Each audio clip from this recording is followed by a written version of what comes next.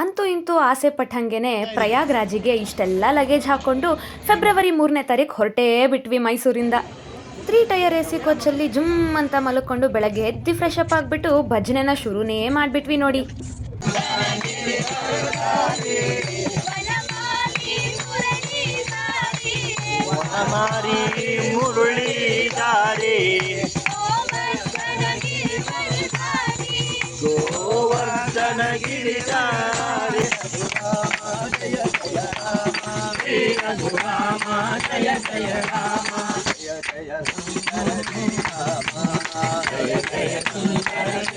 ಹೀಗೆ ಭಜನೆ ಮಾಡ್ತಾ ಮಾಡ್ತಾ ಫೆಬ್ರವರಿ 5ನೇ ತಾರೀಕು ನಾವು ನಮ್ಮ ಡೆಸ್ಟಿನೇಷನ್ನ ರೀಚ್ ಆಗ್ತೀವಿ. ಅದು ಪ್ರಯಾಗ್ರಾಜ್ ಹತ್ರದಲ್ಲಿರುವ ನೈನಿ ಜಂಕ್ಷನ್. ಆ ನೈನಿ ಜಂಕ್ಷನ್ನಲ್ಲಿ ಟ್ರೈನ್ನ ಕೇವಲ 2 ನಿಮಿಷ ನಿಲ್ಲಿಸ್ತಾರೆ. ಹಾಗಾಗಿ ನಾನು ಮತ್ತು ನಮ್ಮ ಅಂಕಲ್ ಗ್ಯಾಂಗ್ ಅವರೆಲ್ಲರೂ ನಮ್ಮ ಲಗೇಜ್ಗಳನ್ನೆಲ್ಲನೂ ಡೋರ್ ಹತ್ರ ಇಟ್ಕೊಂಡು ಟ್ರೈನ್ ನಿಲ್ಲಿಸಿದ ತಕ್ಷಣ ಎಲ್ಲನೂ ಚಕ ಅಂತ ಇಳಿಸ್ಕೊಳ್ಳೋಣ ಅಂತ ರೆಡಿಯಾಗಿ ನಿಂತಿದ್ವಿ. ಆ 2.5 ಡೇಸ್ ಜರ್ನಿ ಮಾಡಿಕೊಂಡು ಟ್ರೈನಿಂದ ಕೆಳಗೆ ಇಳಿತಿದ್ದಂಗೆ ಇನ್ನೂ ಟ್ರೈನಲ್ಲೇ ಟ್ರಾವೆಲ್ ಮಾಡ್ತಿದ್ದೀವಿ ಅಂತಲೇ ಅನ್ನಿಸ್ತಿತ್ತು.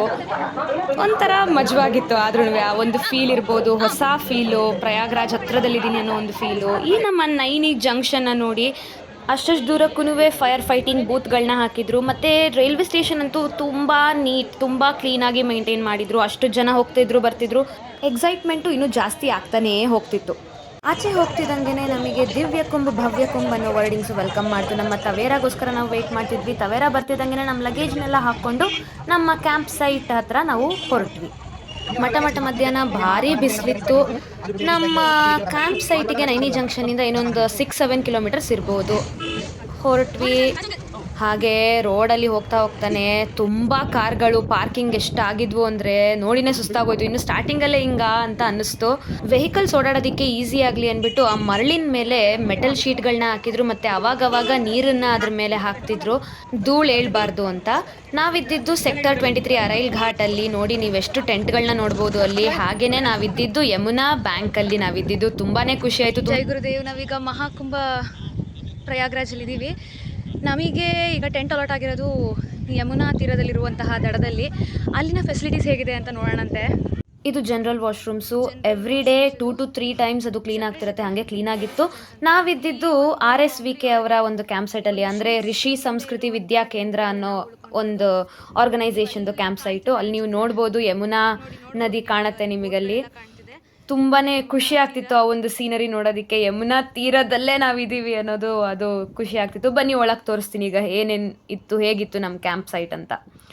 ಎಂಟರ್ ಆಗ್ತಂಗೆ ನೀವು ಅಲ್ಲಿ ಬ್ಲ್ಯಾಕ್ ಕಲರ್ದು ವಿತ್ ಆರೆಂಜು ಏನು ನೋಡ್ತಿದ್ದೀರಾ, ಇದು ಬಂದು ನಮ್ಮ ಡೈನಿಂಗ್ ಹಾಲ್ ಇದ್ದಿದ್ದು. And S, RSVK. ಸೊ ಆ ಒಂದು RSVK ಒಂದು ಶೀಟ್ ಹಿಂದೆ ಏನಿದೆ, ಇಲ್ಲೊಂದು ಡೋರ್ ಕಾಣ್ತಿದೆಯಲ್ಲ, ಅದು ಬಂದು ನಮಗೆ ಕಿಚನ್ ಆಗಿದ್ದು. ನಮ್ಮ ಕಿಚನ್ ಟೀಮ್ ಇತ್ತು. ತುಂಬ ಒಳ್ಳೊಳ್ಳೆ ಫುಡ್ನ ನಮಗೆ ಮಾಡಿಕೊಟ್ರು, ಹೆಲ್ತಿ ಫುಡ್ಡು. ಇಲ್ಲಿ ನಾವು ಇಸ್ಕೊಂಡು ತಟ್ಟೆಗೆ ಹಾಕಿಸ್ಕೊಂಡು ನಾವು ಡೈನಿಂಗ್ ಹಾಲಲ್ಲಿ ಹೋಗಿ ಕೂತ್ಕೊಂಡು ತಿಂತಿದ್ವಿ. ಆ್ಯಂಡ್ ಇಲ್ಲಿ ನೋಡ್ಬೋದು ಟ್ಯಾಪ್ಸ್ಗಳು ಹಾಕಿದ್ದಾರೆ. ಅಲ್ಲೇ ನಾವು ನಮ್ಮ ಪ್ಲೇಟ್ಸ್ನ ವಾಶ್ ಮಾಡ್ಕೊಳ್ಳೋದಾಗಿರ್ಬೋದು ಅಥವಾ ಕೈಕಾಲು ವಾಶ್ ಮಾಡ್ಕೊಳ್ಳೋದೆಲ್ಲ ಮಾಡ್ಕೋಬೋದು. ಹಾಗಿತ್ತು. ಆ್ಯಂಡ್ ಇದೆಲ್ಲ ಟೆಂಟ್ಸ್ಗಳು ಉಳ್ಕೊಳ್ಳೋದಕ್ಕೆ. ನಮ್ಮದು ಬಂದು ಟೆಂಟ್ ನಂಬರ್ 4. ಆ ಟೆಂಟ್ ಇವಾಗ ನಿಮಗೆ ತೋರಿಸ್ತೀನಿ ಸದ್ಯದಲ್ಲೇ. Yes, this is our tent. ನಮ್ಮ tent cute and sweet, small and sweet ಆಗಿತ್ತು, ಚೆನ್ನಾಗಿತ್ತು. ನಮ್ಮ ಟೆಂಟಲ್ಲಿ ನಾವು 12 ಮೆಂಬರ್ಸ್ ಇದ್ವಿ. ಫುಲ್ ಎಲ್ಲ ನೀಟ್ ಮಾಡಿಕೊಂಡು ನಮ್ಮ ಲಗೇಜಸ್ನೆಲ್ಲ ಅರೇಂಜ್ ಮಾಡ್ತಾ ಇದ್ವಿ ಎಲ್ಲನೂ. ಆ್ಯಂಡ್ ಒಂದೇ ಒಂದು ಬಲ್ಬ್ ಇತ್ತು ಆ್ಯಂಡ್ ಒಂದು ಚಾರ್ಜಿಂಗ್ ಪೋರ್ಟ್ ಇತ್ತು.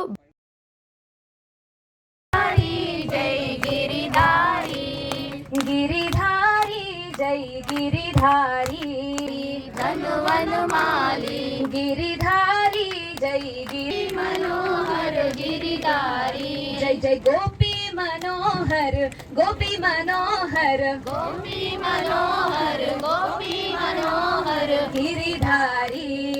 बोलो श्री कृष्ण परमात्मा की जय, राधा कृष्ण की जय, बलराम की जय. ಇವತ್ತು ರಥಸಪ್ತಮಿ ಅಂತ ಯಮುನಾ ಘಾಟಿಗೆ ಹೋಗ್ತಿರೋದ ನಾವು ಡುಮ್ಕಿ ಹೊಡಿಯೋದಕ್ಕೆ. ಹೌದು. ಸೊ ರಥಸಪ್ತಮಿ ದಿನ ಬಂದು ಸೇರಿದೀವಲ್ವಾ, ಅಂದರೆ ಈಗ 5 ಗಂಟೆ ಮೇಲೆ ಸಂಗಮಕ್ಕೆ ಹೋಗೋದಕ್ಕೆ ಬಿಡೋದಿಲ್ಲ, ಯಾವ ಬೋಟ್ಸು ಇರೋದಿಲ್ಲ.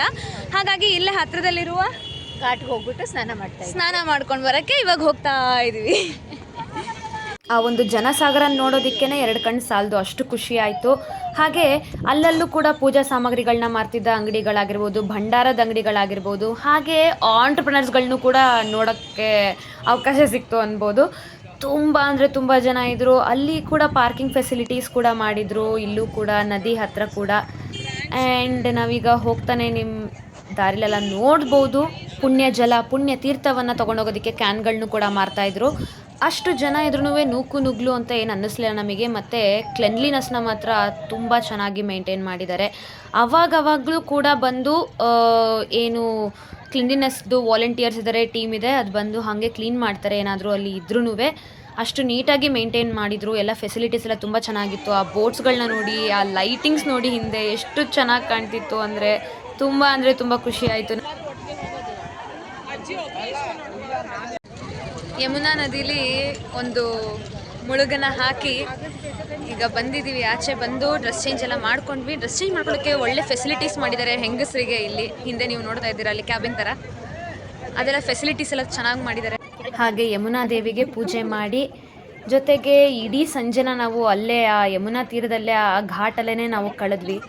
ಆ ಲೈಟಿಂಗ್ಸ್ನೆಲ್ಲ ನೋಡಿಕೊಂಡು ಆನಂದವೋ ಆನಂದ ಅನ್ನಿ. ಯಮುನಾ ತೀರದಲ್ಲಿ ಸ್ನಾನ ಮಾಡಿ ಆಯಿತು, ಪೂಜೆ ಮಾಡಿ ಆಯಿತು. ಈಗ ನಾವಿಬ್ಬರು ಮಾತ್ರ ಸುತ್ತಾಡೋಣ ಅಂದ್ಬಿಟ್ಟು ಬಂದಿದ್ದೀವಿ. ನೋಡೋಣ ಘಾಟ್ ಹೆಂಗಿರುತ್ತೆ ಅಂತ. ನಮ್ಮ ಇಮ್ಯಾಜಿನೇಷನ್ ಪ್ರಕಾರ ಕಟ್ಟೆ ಎಲ್ಲ ಮಾಡಿರ್ತಾರೆ ಅಂತ, ಬಟ್ ಇಲ್ಲಿ ಘಾಟ್ ಹಂಗಿಲ್ಲ. ನೋಡೋಣ ಹೆಂಗಿದೆ ಅಂತ. ನೋಡಿ, ರೆಸ್ಕ್ಯೂ ಬೋಟ್ಸ್ ಎಲ್ಲ ಇದೆ, ರೆಸ್ಕ್ಯೂ ಟೀಮು.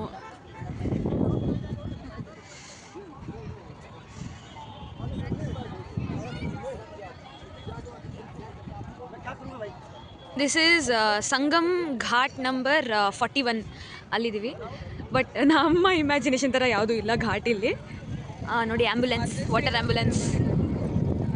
ಸೊ ನೈಟ್ವರೆಗೂ ಅಲ್ಲೇ ಇದ್ದು ನಾವು ಅಲ್ಲೇ ಟೈಮ್ ಸ್ಪೆಂಡ್ ಮಾಡಿ ವಾಪಸ್ ನಮ್ಮ ಕ್ಯಾಂಪ್ ಸೈಟಿಗೆ ಹೋಗಿ ಊಟ ಮಾಡಿಕೊಂಡು ಮಲ್ಕೊಂಡ್ವಿ. ಅವತ್ತಿನ ದಿನದ್ದು ಮುಗೀತು ನಮಗೆ.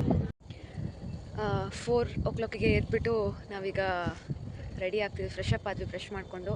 ಇಲ್ಲಿ ಟೆಂಪ್ರೇಚರ್ ಅಂತೂ ನೈಟು 11 degrees ಇತ್ತು, ಇವಾಗ ಒಂದು 14 degrees ಇದೆ.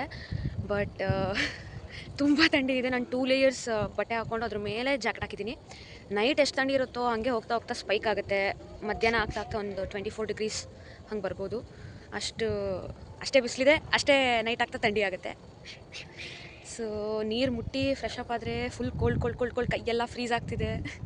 ನಾವಿದ್ದ ಒಂದು ಟೆಂಟಲ್ಲಿ ಬರೀ ಒಂದೇ ಸಾಕೆಟ್ ಇರೋದು ಚಾರ್ಜಿಂಗಿಗೆ. ಬಟ್ ಇದು ಡೈನಿಂಗ್ ಹಾಲ್ ಅಂತ ಇದೆಯಲ್ಲ, ಅಲ್ಲಿ ಈ ಥರ ಒಟ್ಟಿಗೆ ಚಾರ್ಜಿಂಗ್ ಮಾಡ್ಕೊಳ್ಳೋ ಪಾಯಿಂಟ್ಸ್ ಇದೆ. ಸೊ ಅದಕ್ಕೆ ನಾನು ಚಾರ್ಜಿಂಗ್ ಮಾಡ್ಕೊಳ್ಳೋಣ ನನ್ನ ಫೋನ್ನ ಅಂತ ಬಂದೆ. ನೋಡಿದ್ರೆ ಇಲ್ಲಿ ಇದ್ದವರ ಒಬ್ಬರು ಮಿಲ್ಲೈಟ್ದು ಟೀ ಕೊಟ್ಟಿದ್ದಾರೆ ನನಗೆ ಈಗ ಕುಡಿಯೋಕ್ಕೆ, ಬಿಸಿ ಬಿಸಿಯಾಗಿ. ಈ ಒಂದು ಥಂಡಿಗೆ ಕೈಯೆಲ್ಲ ಫ್ರೀಸ್ ಆಗ್ತಿತ್ತಲ್ಲ, ಇದು ಬಿಸಿ ಬೆಚ್ಚಗೆ ಸಿಕ್ಕಿದ್ದು ಒಂಥರ ಖುಷಿ ಆಗ್ತಿದೆ. ತ್ರಿವೇಣಿ ಸಂಗಮಕ್ಕೆ ಸ್ನಾನ ಮಾಡೋಣ ಅಂತ ಈಗ ಯಮುನಾ ತೀರಕ್ಕೆ ಬಂದಿದ್ದೀವಿ. ಬೆಳಗ್ಗೆ ಈಗೊಂದು 6 o'clock ಅರೌಂಡ್ ಫುಲ್ ರಶ್ ಇದ್ದಾರೆ. ನಾವು ಬೋಟಿಗೆ ವೆಯ್ಟ್ ಮಾಡ್ತಿದ್ದೀವಿ. ಯಮುನಾ ತೀರದಿಂದ ಆ ಕಡೆ ಸಂಗಮ ಸೇರುತ್ತಲ್ಲ, ಆ ತೀರಕ್ಕೆ ಹೋಗಬೇಕು ಅಂತ, ಆ ದಡಕ್ಕೆ ಹೋಗಬೇಕು ಅಂತ.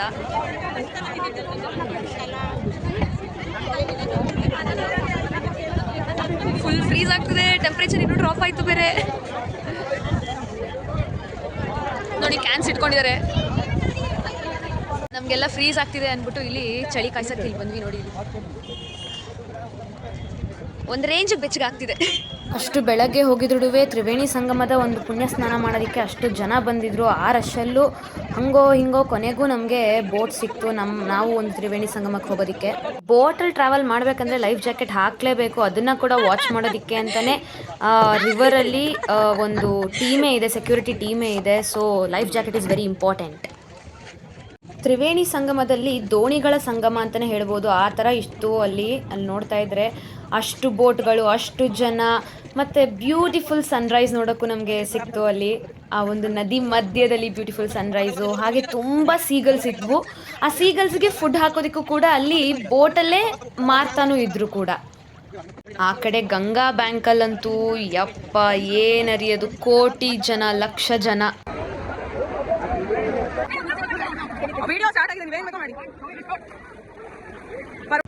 ತ್ರಿವೇಣಿ ಸಂಗಮದಲ್ಲಿ ಸ್ನಾನ ಮಾಡಿ ಈಗ ರಿಟರ್ನ್ ಹೋಗ್ತಾ ಇದ್ದೀವಿ ಯಮುನಾ ತೀರಕ್ಕೆ.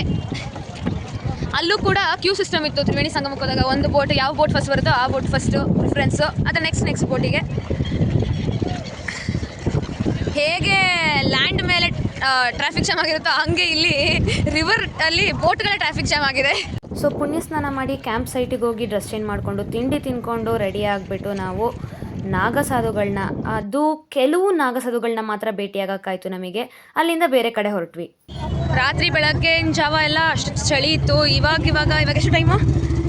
ಇನ್ನು ಇವಾಗ 11:15 ಆಗಲೇ ಫುಲ್ಲು ಸೆಕೆ ಸ್ಟಾರ್ಟ್ ಆಗಿದೆ. ನಾವಿಬ್ಬರೇ ಶಿವಾಲಯ ಪಾರ್ಕಿಗೆ ಹೋಗ್ತಾ ಇದ್ದೀವಿ. ಮಸಾಲ ಮಜ್ಜಿಗೆ ಕುಲ್ಫಿ ತಿಂತ ಹೋಗ್ತಾ ಇದ್ದೀವಿ. ಎದುರುಗಡೆ ಕಾಣಿಸ್ತಿರುವ ಬ್ರಿಡ್ಜ್ ಮೇಲಂತೂ ಹೆವಿ ಟ್ರಾಫಿಕ್ ಕಾಣಿಸ್ತಿದೆ ನಮಗೆ. ಅವತ್ತೊಂದೇ ದಿನ ಏನಿಲ್ಲ ಅಂದ್ರೂ ಒಂದು 15 ಕಿಲೋಮೀಟ್ರ್ ಓಡಾಡಿದ್ದೀವಿ ನಾವು ನಡೆದಿರೋದು. ಹಂಗೂ ಹಿಂಗೂ ನಡ್ಕೊಂಡು ಮಾಡಿಕೊಂಡು ಗೂಗಲ್ ಮ್ಯಾಪ್ಸ್ ಹಾಕ್ಕೊಂಡು ನಾವು ಶಿವಾಲಯ ಪಾರ್ಕಿಗೆ ರೀಚ್ ಆದ್ವಿ. ಆ ಪಾರ್ಕು ತುಂಬ ಚೆನ್ನಾಗಿದೆ, ಹೋದವ್ರು ಯಾರೂ ಮಿಸ್ ಮಾಡ್ಕೊಳ್ಳೇಬಾರ್ದು. ಮೇ ಬಿ ಅದನ್ನು ಪರ್ಮನೆಂಟ್ ಟೂರಿಸ್ಟ್ ಸ್ಪಾಟ್ ಮಾಡ್ತಿದ್ದಾರೆ ಅನಿಸುತ್ತೆ. ಆ್ಯಂಡ್ ಅಲ್ಲಿ ಎಲ್ಲ ಈ ಒಂದು ವುಡನ್ನು ಮತ್ತು ಸ್ಟೀಲ್ ವೇಸ್ಟ್ಗಳು, ಈ ಮೆಕ್ಯಾನಿಕಲ್ ಪಾರ್ಟ್ದು ವೇಸ್ಟ್ಸ್ ಎಲ್ಲನೂ ಯೂಸ್ ಮಾಡಿಕೊಂಡು ಟೆಂಪಲ್ನ ಮಾಡಿರೋದದು. ಹಣೆಗೆ ಗಂಧ ಇಡಿಸ್ಕೋಬೇಕು ಅಂತ ತುಂಬಾ ಹುಡುಕಾಡಿದ್ವಿ, ಎಲ್ಲೂ ಸಿಕ್ಕಿರಲಿಲ್ಲ. ಕೊನೆಗೂ ಸಿಕ್ಕಿದ್ರು ಒಬ್ಬರು, ಎಲ್ಲೋ ಅಲ್ಲಿ ನಮಗೆ ಸಂಜೆ ಮೇಲೆ ಸಿಕ್ಕಿದ್ದು. ಅದು ಹಣೆಗೆ ಇಡಿಸ್ಕೊಳ್ತಿದ್ದಂಗೆ ಆ ಪವರು ಏನು, ಆ ವೈಬ್ರೇಷನ್ಸ್ ಅಂತೀರಾ, ಬಹಳನೇ ಖುಷಿಯಾಗೋಯ್ತು, ರೋಮಾಂಚನ ಆಯಿತು ನಮಗೆ. ಆ ಒಂದು ಪುಣ್ಯಕ್ಷೇತ್ರದಲ್ಲಿ ಪುಣ್ಯ ಸ್ನಾನ ಮಾಡಿ ಒಂದು ಹಣೆಗೆ ಈ ಗಂಧ ಹಚ್ಚಿಸ್ಕೊಂಡ್ರೆ ಆ ಫೀಲೇ ಬೇರೆ ರೀ. ಹಾಗೆ ಮುಂದೆ ಹೋಗ್ತಾ ಯಮುನಾ ತೀರದಲ್ಲೇ ಅದ್ದೂರಿಯಾಗಿ ಧಾಮ್ಧೂಮಾಗಿ ಗಂಗಾರತಿ ಮಾಡ್ತಿದ್ರು. ಆ ಗಂಗಾರತಿಗೆ 24 ಇಂಟರ್ನ್ಯಾಷನಲ್ ಟೈಟಲ್ಸ್ನ ವಿನ್ ಆದಂತಹ ನಮ್ಮ Indian badminton player Saina Nehwal ಕೂಡ ಬಂದಿದ್ರು. ಅವರು ಕೂಡ ಗಂಗಾರತಿ ಮಾಡಿದ್ರು, ಆ ಒಂದು ಪೂಜೆಯಲ್ಲಿ ಇನ್ವಾಲ್ವ್ ಆಗಿದ್ರು. ಅವ್ರನ್ನ ನೋಡಿ ಮತ್ತು ಗಂಗಾರತಿನ ನೋಡಿ ಖುಷಿ ಆಯಿತು. ಕೊನೆಗೆ ನನಗೂ ಕೂಡ ಈ ಒಂದು ಲೈಫ್ ಟೈಮ್ ಆಪರ್ಚುನಿಟಿ ಇದು, ನನಗೂ ಕೂಡ ಗಂಗಾರತಿ ಮಾಡೋದಕ್ಕೆ ಸಿಕ್ಕಿದ್ದು ತುಂಬಾ ಖುಷಿ ಆಯಿತು. ಈ ಕ್ಷಣಕ್ಕೂ ಕೂಡ ಆ ಒಂದು ಡಿವೈನ್ ಎನರ್ಜಿ, ಆ ಒಂದು ಫೈರ್ ಏನಿದೆ ಅದು ನನ್ನ ಬಾಡಿಯಲ್ಲಿ ಮೂವ್ ಆಗೋದು ಒಂದು ಫೀಲ್ ಆಗುತ್ತೆ ನನಗೆ, ಅದು ನೆನೆಸ್ಕೊಂಡಾಗೆಲ್ಲ. 144 ಇಯರ್ಸ್ ಒನ್ಸ್ ನಡೆಯೋ ಮಹಾಕುಂಭಮೇಳನ ವಿಟ್ನೆಸ್ ಮಾಡಿರೋ ಜನರೇಷನಲ್ಲಿ ನಾನು ಒಬ್ಬಳಾಗಿರೋದು ಅಂತ ತುಂಬ ಖುಷಿ ಇದೆ. ಆ ಒಂದು ತ್ರಿವೇಣಿ ಸಂಗಮ ಸ್ನಾನ ಮಾಡ್ಕೊಂಬಂದಿರೋದು ಒಂದು ಪ್ರೌಡ್ ಫೀಲಿಂಗು ಇದೆ, ಆ ಒಂದು ಡಿವೈನಿಟಿ ಇದೆ. ಇಷ್ಟೆಲ್ಲ ಮುಗಿಸ್ಕೊಂಡು ನಾವು ಮತ್ತೆ ನೈನಿ ಜಂಕ್ಷನಿಂದ ರಿಟರ್ನ್ ಟ್ರೈನ್ ಹತ್ಕೊಂಡು ಆ ಒಂದು ಸೀನರಿನ ಎಂಜಾಯ್ ಮಾಡ್ತಾ ಊನೋ ಆಡಿಕೊಂಡು ನಾವು ಫ್ರೆಂಡ್ಸ್ಗಳೆಲ್ಲ ಅಂತ್ಯಾಕ್ಷರಿ ಅಂತೆ ಅದು ಇದು ಅಂತ ಮಜಾ ಮಾಡಿಕೊಂಡು ಮತ್ತೆ ವಾಪಸ್ ಬ್ಯಾಂಗ್ಳೂರಿಗೆ ಬಂದು ಬ್ಯಾಂಗ್ಳೂರಿಂದ ಮೈಸೂರಿಗೆ ರಿಟರ್ನ್ ಆದ್ವಿ. ಸೊ ಇದು ನನ್ನ ಮಹಾಕುಂಭಮೇಳದ ಜರ್ನಿ ಆಗಿತ್ತು. ನಿಮಗೆಲ್ಲ ಇಷ್ಟ ಆದಲ್ಲಿ ಲೈಕ್ ಮಾಡಿ, ಶೇರ್ ಮಾಡಿ, ಕಮೆಂಟ್ ಮಾಡಿ ಮತ್ತು ಸುಧಾಸಾಗರ ಯೂಟ್ಯೂಬ್ ಚಾನಲ್ನ ಸಬ್ಸ್ಕ್ರೈಬ್ ಮಾಡೋದನ್ನು ಮರಿಬೇಡಿ. ಹರಿ ಓಂ ತತ್ಸತ್.